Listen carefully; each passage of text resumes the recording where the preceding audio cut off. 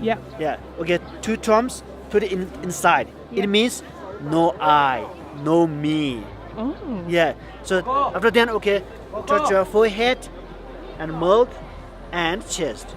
It means I respect Buddha from my body, from my speech, and from my mind.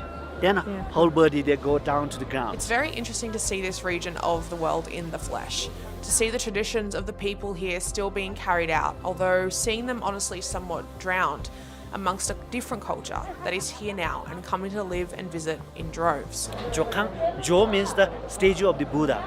Khang means a house. That's why we call the house of the Jowo. It means the house of the Buddha. That's why we call it Jhokhang. So this temple was built in 7th century. Yeah, 7th century by 32nd king of Tibet, Songtsen Gampo. Actually, yesterday I told you in Tibet happened 42 kings. If I'm being very honest, that was not an enjoyable experience on the inside. It was